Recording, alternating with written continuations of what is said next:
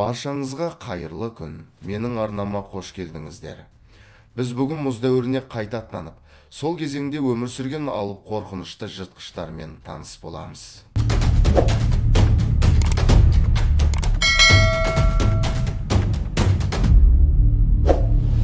Жыртқыштар қаншалықты үлкен, қорқынышты болды. Олар өз олжаларын қалай аулап және не себепті жойылып кеткендері жайлы бірге білетін боламыз.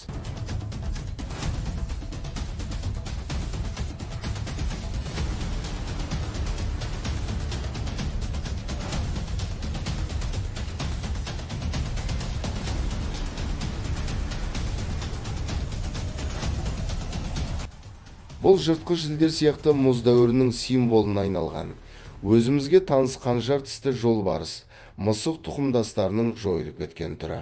Демек бұлар қазіргі жолбарыстардың арғы тегі болып есептелмейді. Қанжар тісті жолбарыстардың мекен ету орталарына байланысты бірнеше түрлері болған. Ал мұз дәуірінде бұлардың соңғы екі түрі мекен еткен, олар смилодон және гомотерий.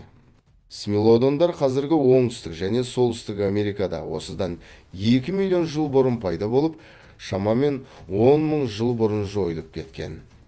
Смилодондар қазіргі амур жолбарысындай ірі болған және салмағы 400 килограммға дейін жеткен. Смилодон қазіргі мысық тұқымдастарынан күшті дене құрылысымен ерекшеленді. Оның азу тістері 17 сантиметр және ол тістерін пайдалану үшін аузын 120 градусқа дейін аша алды.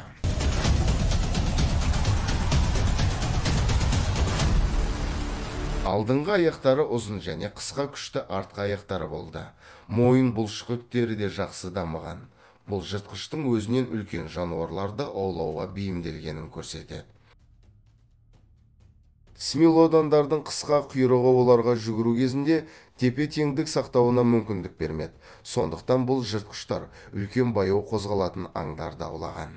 Артқы қысқа аяқтары мен ұзын күшті алдыңғы аяқтарын пайдаланып, жыртқыш өз олжасын қозғалыссыз ұстап, содан кейін азу тістерімен өлімге әкелетіндей етіп тістеген.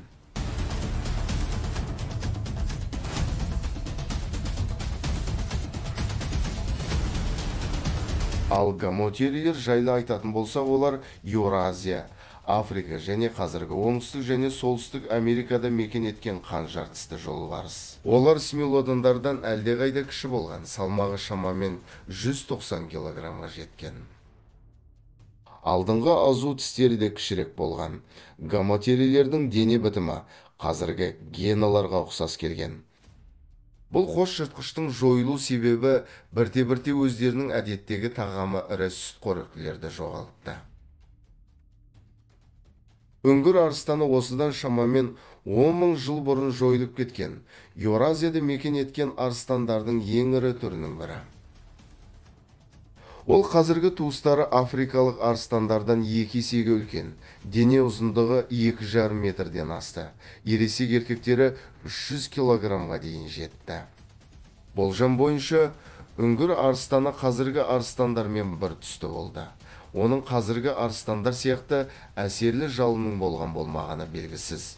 Бірақ Еуразиядағы үңгірлердегі арыстандар әрқашан жалсыз бейнеленген. Бұл жыртқыштың іздері полярлық аймақтарда да кездеседі. Ол жерлерде солтүстік бұғылар, бизондар мен кіші немесе кәрізілдер арыстандардың жеміне айналды.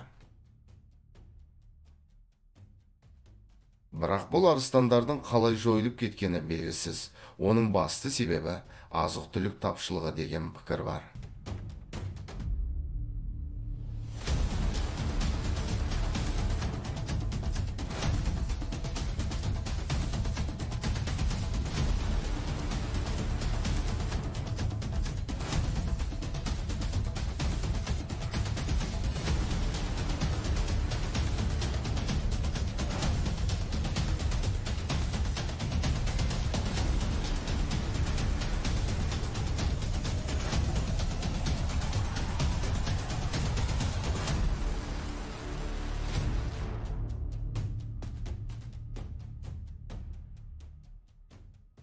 Қысқа жүзді аю солтүстік Америкада мекен еткен, шамамен 10 мың жыл бұрын жойылған аюдың түрі. Бұл алып аю планетада бұрын-соңды өмір сүрген жердегі ең ірі жыртқыш сүтқоректілердің бірі болып табылады. Оның салмағы 1 тоннадан асқан.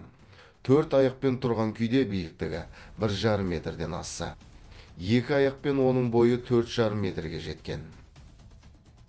Барлық белгілі аюлардың ішінде қысқа жүзді аюдың етқоректі өмір салтына бейімделген жақтары болды. Оның тістері олжасының сүйектерімен қоса жейтіндей мықты және дене бітімі қазіргі аюларға қарағанда өзгешелеу болды. Жыртқыш ірі сүтқоректілермен қоректенді. Ғалымдардың болжауынша, жыртқыш өзінің ауыр салмақты денесіне байланысты жылдам шөпқоректі жануарларды ұзақ уақыт бойы қуып аулай алмаған. Оған өзінен кіші басқа жыртқыш сүтқоректілердің азықтарын тартып алуы оңай түскен.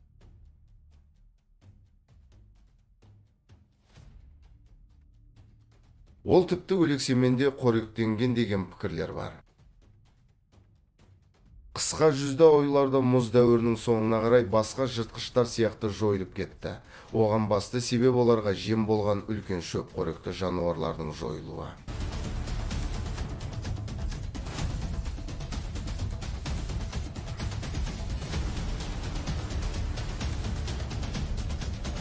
Қорқынышты қасқырлар плейстоцен дәуірінің соңында Солтүстік Америкада өмір сүрген тарихтағы ең ірі қасқыр. Сұр қасқырларға өте қатты ұқсас болғанымен, бұлар олардан ірі әрі мықтырақ болды. Қорқынышты қасқырлардың негізгі қорек көзі ежелгі бизондар мен американдық жылқылар сияқты ірі шөпқоректі жануарлар болды. Аң аулау әдістері қазіргі қасқырлардан айтарлықтай ерекшеленбеді. Қорқынышты қасқырлар қазіргі қасқырлар сияқты өлексе жемейтін болған. Қасқырлар өздерінің үйірлерінің арқасында алып аюлар мен мысықтарға айтарлықтай бәсекелес бола алды. Олар шамамен 10.000 жыл бұрын жойылып кетті.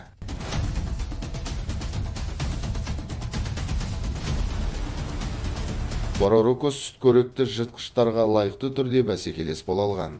Оңтүстік Америкада мекен еткен алып қорқынышты құс.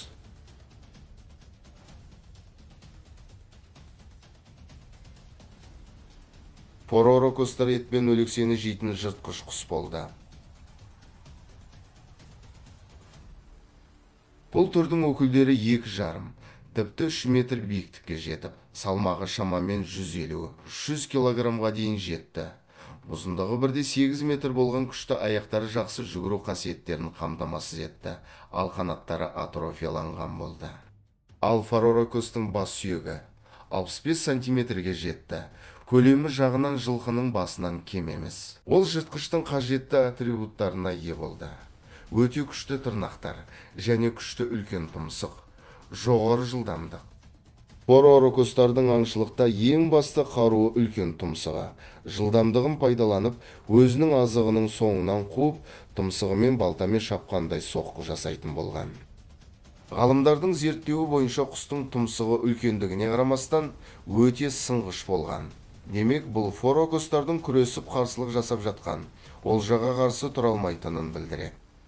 Солтүстік Америкадан жыртқыш сүтқоректілер келгеннен кейін поророкостар ұзақ бәсекелестікке төте бере алмай, ақыр соңында жойылып кетті.